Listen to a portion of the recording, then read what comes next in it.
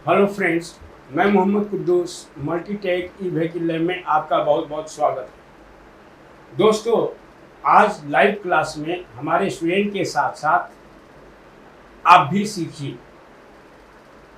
कि कोई भी चार्जर है उसको रिपेयरिंग कैसे करना है, और साथ ही साथ जो मैं अभी एक सर्किट के बारे में मैं आपको बताने जा रहा हूँ उसके बारे में आप ध्यानपूर्वक सीखिए। क्योंकि दोस्तों, वीडियो स्टार्ट करने से पहले मैं कुछ कहना चाहूँगा। जैसे अगर आप बहुत ही अच्छी तरह से ब्रीफ नॉलेज चाहिए, बारीकियाँ सीखना है, तो आप एक बार मल्टीटेक ज़रूर ज्वाइन कीजिए और मुझसे आके ज़रूर मिलिए। और अगर आप इस लाइन में आगे बढ़ना चाहते हैं तो आप हमें समय दीजिए और सीख करके जाइए। तो आज का दोस्तों टॉपिक ये है कि ये जो आप देख रहे हैं ये यूटीएल चार्जर का DC to DC converter circuit है। डीसी टू डीसी कन्वर्टर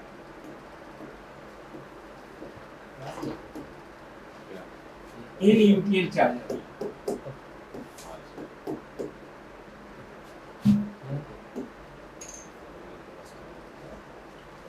तो आज का टॉपिक है दोस्तों डीसी टू डीसी कन्वर्टर जो यूटीएल चार्जर के अंदर यूज किया गया है, चाहे वो नया यूटीएल हो या पुराना यूटीएल, ये सर्किट आपको देखने को मिलता है। इसलिए आप इस सर्किट को अच्छी तरह से आप सीखिए। तो दोस्तों, ये जो स्कीमेटिक डायग्राम है मैंने खुद डिजाइन किया है, और यहाँ पे आप स्कीमेटिक डायग्राम के द्वारा भी सीख सकते हैं।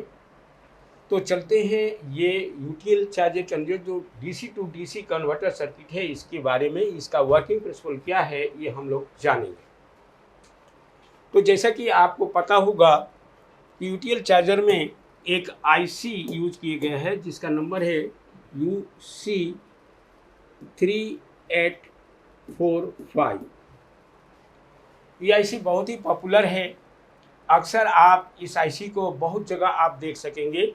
UC 3842 से लेके 3885 तक ये सबसे ज़्यादा यूज किया जाता है, जो आप ई व्हीकल के अंदर जो लोकल चार्जर है उसमें भी यूज़ किया जाता है, और DC to DC converter circuit है उसके अंदर भी यूज़ किया जाता है, और यूटीएल और जो नया अभी एक जून चार्जर आया है उसमें भी ये इस आईसी का प्रयोग किया गया है।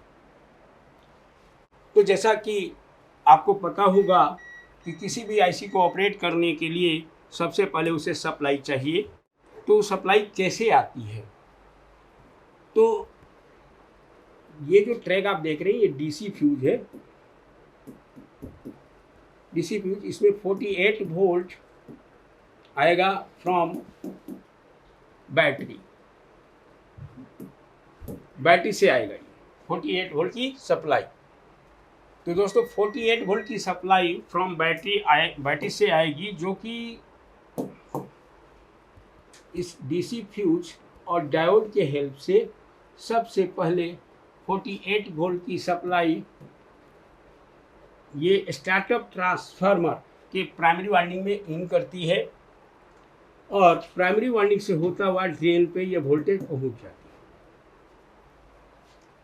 तो केवल ड्रेन पे वोल्टेज पहुंचा देने से ये मॉसफेट कार्य नहीं करेगा। इस मॉसफेट को कार्य कराने के लिए हमें गेट के पर पल्स भेजना पड़ेगा, यानी यहाँ पे हमें पल्स भेजना होगा। जो स्विचिंग मॉसफेट है उसके गेट पे पल्स भेजना होता है। तो ये पल्स कैसे आती है ये हम लोग समझते हैं। तो फिर 48 वोल्ट की सप्लाई, यहाँ पे एक 10K का रजिस्टर लगा हुआ है।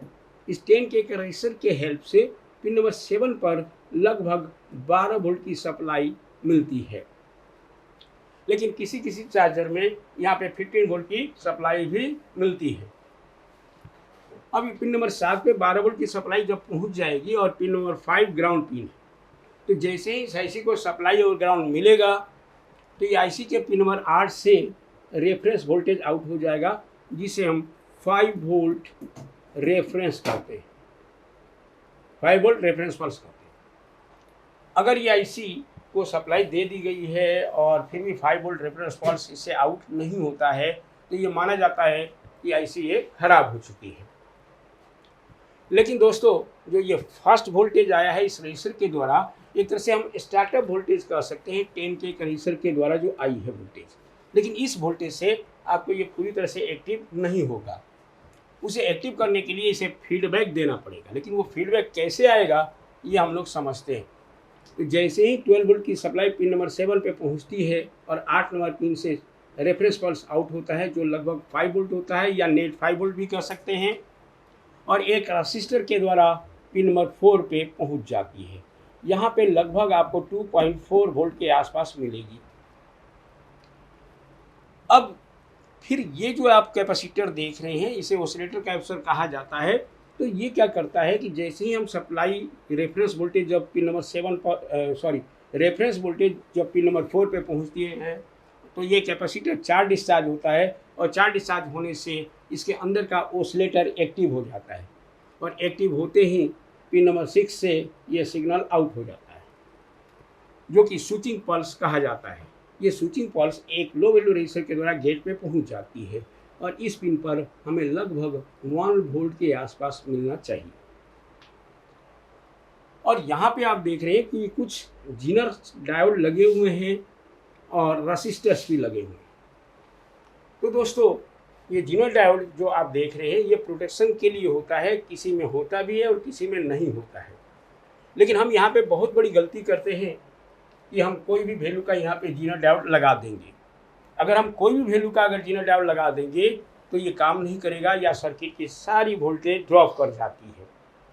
तो यहाँ पे एक विशेष वैल्यू लगाना पड़ता है, क्योंकि यहाँ पे हाई सिग्नल से उस हिसाब से जीनर डायोड का प्रयोग किया जाता है। अक्सर हम ये जानते हैं कि जीनर डायोड किसी वोल्टेज को स्थिर करने के लिए किया गया है। तो ज़रा सोचिए कि यहाँ पे 1 वोल्ट या 1.5 वोल्ट के आसपास आ रहा है, तो क्या आपको ये जीनर डायोड 1 वोल्ट का है? तो जवाब होगा नहीं। ये जीनर डायोड अलग वैल्यू का होता है।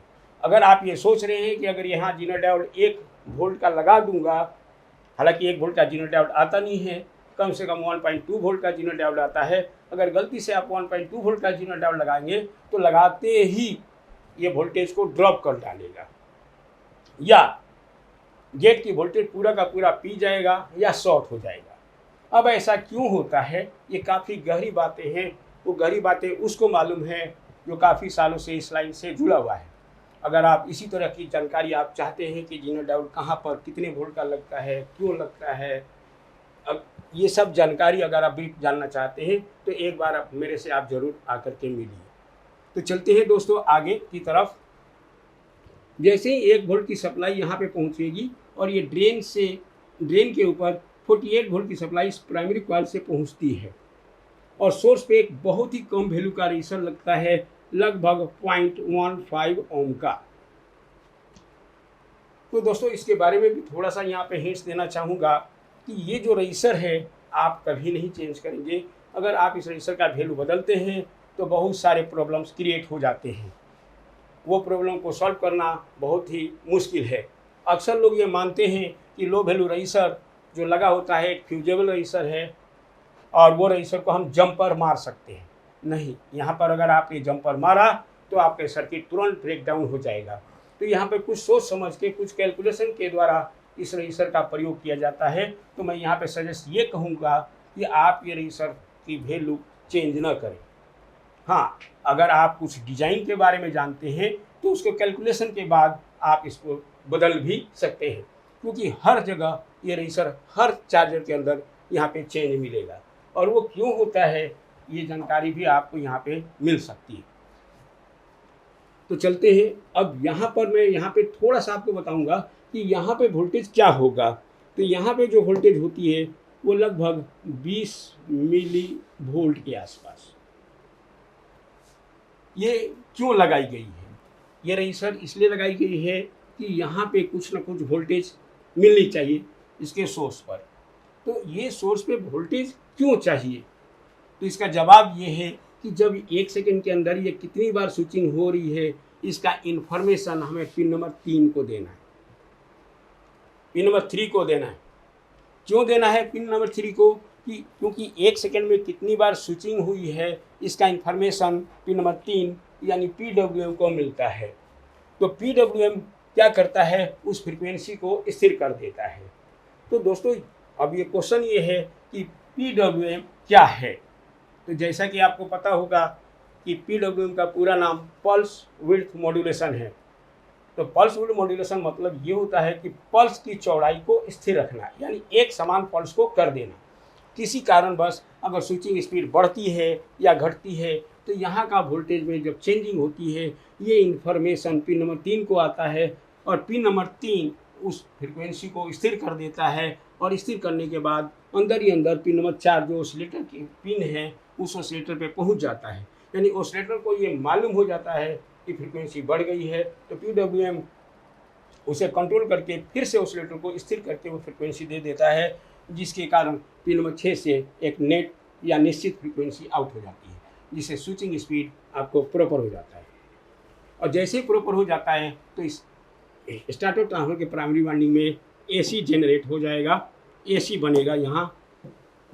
अब AC बनेगा और AC बनते ही ये सेकेंडरी में भी AC बन जाएगा, ये भी सेकेंडरी 2 कह सकते हैं, सेकेंडरी 2 कह सकते हैं इसे, या फीडबैक भी कहा जाता है सेकेंडरी को। तो क्या होता है कि ये सेकेंडरी में भी AC बन जाएगा और यहाँ से जब AC यहाँ से आउट होगी तो ये डायोड और कैप्सूल मिलकर उसे DC में कन्वर्ट कर देगा और फिर ये पहुँचा देगा पिन नंबर 7 पर, जिसे हम फीडबैक कहा जाएगा। फीडबैक ऐसा इसलिए कहा जाता है कि स्विचिंग के उपरांत, स्विचिंग के बाद जो वोल्टेज मिलता है उसे फीडबैक कहा जाता है। ऐसा फीडबैक क्यों कहा जाता है और इसकी देने की आवश्यकता क्या है ये भी जानते हैं। कि जैसे मान लीजिए कि हमने आपको बताया था कि 10 के कनेक्शन के द्वारा 12 वोल्ट की सप्लाई इस पिन नंबर 7 पे दे दी गई, जो कि एक तरह से स्टार्टअप वोल्टेज है। लेकिन जब ये फीडबैक वोल्टेज जब आता है तो मेन VCC पिन भी कह सकते हैं, मेन सप्लाई आपको इधर से आएगा। ये तो केवल स्टार्टअप के लिए रजिस्टर लगा हुआ है और फिर आपको ये दूसरा जो वोल्टेज आएगा तब इसका एम्पियर मेंटेन हो जाएगा और पिन नंबर 7 अब प्रॉपर वोल्टेज के रूप में काम करेगी और फिर आपको ये सारी वोल्टेज प्रॉपर मिलना चालू हो जाएगा और पल्स भी आपको एक्यूरेट मिलने लगेगा और इस तरह से स्विचिंग आपको प्रॉपर हो जाएगी। और इस तरह से जो सेकेंडरी से AC इधर बनेगा तो ये DC में कन्वर्ट होगा और DC में कन्वर्ट होगा, यहाँ पे 24 वोल्ट मिलेगी, 24 वोल्ट। और ये 24 वोल्ट जाएगी कहाँ? तो ये दो अलग अलग ट्रैक होगा जो जाता है टू AC रिले कॉइल, यानी AC पाथ में एक रिले लगा हुआ है, उस रिले के कॉइल पर 24 वोल्ट की सप्लाई दी जाती है। फिर 24 वोल्ट की सप्लाई जाएगा एक जगह और टू DC रिले कॉइल, यानी AC रिले कॉइल और DC रिले कॉइल पर 24 वोल्ट की सप्लाई दी जाती है। अब ऐसा इसलिए क्योंकि हमारे इस चार्जर के अंदर 24 वोल्ट का रिले लगा है और उस रिले को ऑपरेट करने के लिए 24 वोल्ट की ज़रूरत पड़ती है, तो ये 24 वोल्ट वहाँ पे दी जाती है। लेकिन प्रेजेंट टाइम में जो नया UTL है ये ट्रैक यहाँ से हटा दिया गया है, वहाँ पे 12 वोल्ट की सप्लाई दी जाती है रिले के ऊपर। फिर यहाँ से भी AC मिलेगा और वो AC को ये डायोड और कैप्सूल के द्वारा DC में कन्वर्ट करके फीडबैक के रूप में पिन नंबर 7 पर दे दिया जाता है। उसके बाद फिर ये दूसरा ट्रैक अगर आप देखिए तो इस पिन पर भी आपको 15 वोल्ट की सप्लाई दी जाएगी और ये जाएगा टू DC फैन, यानी DC फैन को सप्लाई प्रोवाइड कर दिया जाएगा। लेकिन केवल DC फैन को सप्लाई दी जाएगी, फैन मूव नहीं करेगा। फैन को घुमाने के लिए हमें स्टैंड बाई सर्किट को, यानी फैन स्टैंड बाई सर्किट को एक्टिव करना होता है। वो भी हम आपको अगले वीडियो में बताएंगे कि DC फैन कैसे काम करता है। अब फिर ये 15 वोल्ट की सप्लाई एक रेसर के हेल्प से पिन नंबर 2 पर दी गई है और 1 पर भी दी गई है। तो ये 1 और 2 पिन क्या है? इस पिन को एरर पिन कहते हैं, यानी pin number 1 and pin number 2 is a error pin. What is meaning of error pin? Error का क्या मतलब होता है? एरर मतलब होता है एक चीज़ को, जैसे मान लीजिए आप कोई गलती करते हैं, बार बार एक ही गलती करते हैं, उसे एरर कहते हैं। तो सपोज दैट कि अगर स्विचिंग स्पीड बढ़ जाती है और स्विचिंग स्पीड अगर बढ़ जाती है तो जाहिर सी बात है कि आउटपुट वोल्टेज भी बढ़ जाएगी और आउटपुट वोल्टेज बढ़ते ही पिन नंबर 2 और 1 को इन्फॉर्मेशन मिल जाएगा और पिन नंबर 2 और 1 का इन्फॉर्मेशन मिलते ही एरर सर्किट एक्टिव होगा और एरर क्या करेगा, वो कंट्रोल करके यानी 1-2 पिन एरर को कंट्रोल करके PWM यानी पिन नंबर 3 को दे देता है। PWM उस फ्रीक्वेंसी को स्थिर करके फिर ऑसिलेटर विभाग यानी पिन नंबर 4 को दे देता है और 4 नंबर को जैसे मिलता है तो पिन नंबर 6 से फ्रीक्वेंसी यहाँ से नेट आउट हो जाती है। और इस तरह से अगर इन केस साधारणतः भाषा में अगर बात करें तो अगर आउटपुट वोल्टेज अगर घटती है और बढ़ती है तो इसका इन्फॉर्मेशन पिन नंबर 1 और 2 को मिलता है और आउटपुट फिर से स्थिर हो जाती है। उसके बाद आगे बढ़ते हैं। फिर इस कॉइल में भी जब AC बनेगा तो ये डायोड और कैपेसिटर उसे DC में कन्वर्ट कर देगा और DC में कन्वर्ट करते ही यहाँ पर भी हमें 15 वोल्ट की सप्लाई मिल जाएगी जो जाएगा यहाँ पे 7805 एक रेगुलेटर IC लगी है उसके पिन नंबर 1 पर 15 वोल्ट की सप्लाई जाएगी। अब क्या होगा कि जैसा कि आपको पता है कि 7805 एक रेगुलेटर IC है और वो रेगुलेटर IC क्या करेगी 5 वोल्ट आउट कर देगा और 5 वोल्ट आउट करते ही ये 2 जगह डिस्ट्रीब्यूट होता है, वो जाएगा टू कंट्रोलर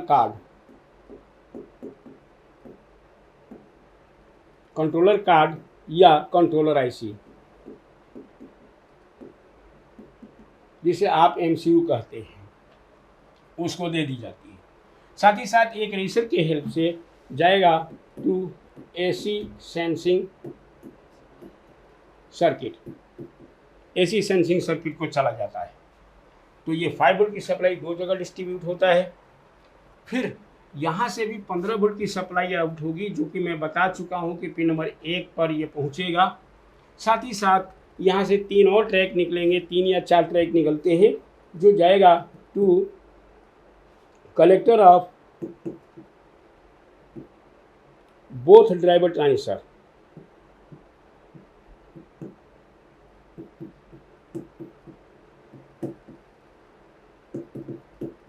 यानी ड्राइवर 2 बने हुए ड्राइवर ट्रांजिस्टर, इसमें 2 लगे हुए हैं, 2 अलग अलग, एक में NPN और दूसरे में PNP ट्रांजिस्टर, यानी NPN और PNP का कॉम्बिनेशन है।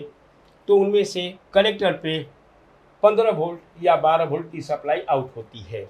वैसे यहाँ पे 15 वोल्ट की सप्लाई आउट हो जाएगी और कलेक्टर पे पहुँचा देगा दोनों ड्राइवर ट्रांजिस्टर के कलेक्टर पर।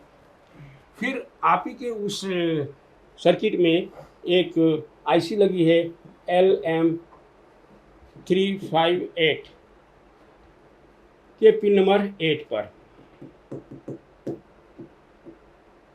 यानी जो LM358 जो कि कंपैरेटर IC है उसके सप्लाई पिन 8 होता है, उस 8 नंबर पिन पर ये 15 वोल्ट की सप्लाई दे दी जाती है। ठीक एक और कंपैरेटर उसमें लगा हुआ है LM358 pin number 1, pin number 8 पे जाएगी, यानी 2 LM358 IC लगी है उसके पिन नंबर 8 पे 15 वोल्ट की सप्लाई दे दी जाती है। साथ ही साथ 15 वोल्ट की सप्लाई इधर भी आउट होगा और वो जाएगा टू पिन नंबर 13 एंड 15 यानी 13 और 15 ऑफ 3525 ऑसिलेटर IC यानी 3525 IC को ये सप्लाई दे दी जाती है। तो ये सारी की सारी तरीके मैंने इसमें डिस्कस किए हैं। फिर से एक बार शॉर्ट में इसे रिपीट कर रहा हूँ, ध्यान से आप इसे वीडियो को अगर 1-2 बार देखेंगे तो बड़ी आसानी के साथ आप इसे सीख सकते हैं घर बैठे ही। लेकिन अगर आप ब्रीफ की नॉलेज चाहिए, बहुत ही अच्छा नॉलेज चाहिए, तो आप हमें समय दीजिए, एक बार मल्टीटेक जरूर आइए और मुझसे मिलिए और जो भी डाउट्स है आपको क्लियर किया जाएगा बहुत ही अच्छी तरीके से। केवल यहाँ पे हमें समय देना होता है और आप यहाँ से सीख के जाएंगे। अगर हमारा जो टाइमिंग होता है वो 2 मंथ का होता है, लेकिन इसका मतलब ये नहीं है कि 2 मंथ के अंदर आपको अगर नहीं समझ में आया तो आपको भेज दिया जाएगा, ऐसा नहीं है।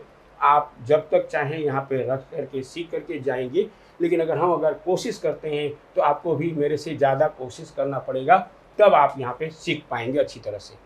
तो चलिए एक बार फिर से रिपीट करता हूँ शॉर्ट में। सबसे पहले बैटरी से 48 वोल्ट की सप्लाई आएगी। 48 वोल्ट की सप्लाई ये स्टार्टर ट्रांसफार्मर के प्राइमरी वाइंडिंग में इन करेगा, फिर इसके ड्रेन पे पहुँचेगा और उसके बाद इस आईसी को हमें सप्लाई देना होता है, जो कि 48 वोल्ट के ही ट्रैक से 10 के कनेक्शन के द्वारा 12 वोल्ट की सप्लाई पिन नंबर 7 पे दी जाती है। 7 नंबर पिन पे जैसे ही सप्लाई मिलता है तो पिन नंबर 8 से 5 वोल्ट रेफरेंस पल्स आउट होता है। पिन नंबर 8 से 5 वोल्ट रेफरेंस पल्स आउट होता है, जो पिन नंबर 4 पर एक रेजिस्टर के द्वारा दिया जाता है और वहाँ पे 2.4 वोल्ट मिलती है। तो फिर इसका ऑसिलेटर काम करता है और ऑसिलेटर जैसे ही काम करता है तो पिन नंबर 6 से मेन आउटपुट यानी फ्रीक्वेंसी आउट होती है, जो लगभग 1 वोल्ट के आसपास होती है, जो एक रेजिस्टर के द्वारा गेट पे पहुंचता है, मॉसफेट के गेट पे पहुंचता है और सोर्स पर लगभग 20 मिली वोल्ट मिलती है। जैसे ही इसकी बाइसिंग मेंटेन होती है तो ये एक्टिव हो जाता है और इसके स्टार्टअप ट्रांसफार्मर के प्राइमरी वाइंडिंग में एसी बनती है और सेकेंडरी में भी एसी बन जाती है और फीडबैक में भी एसी बन जाती है।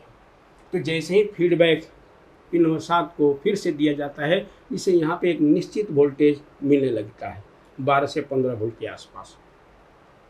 अब ये आईसी प्रॉपर वर्क कर जाती है और आपको आउटपुट जहाँ पे जितना चाहिए, जैसे कि एसी और डीसी रिले कॉइल पर 24 वोल्ट, उसके बाद 15 वोल्ट की सप्लाई डीसी फैन को और फिर 15 वोल्ट की सप्लाई LM324 15 वोल्ट की सप्लाई 3525 आईसी को और 358 आईसी के पिन नंबर 8 पर दे दी जाती है।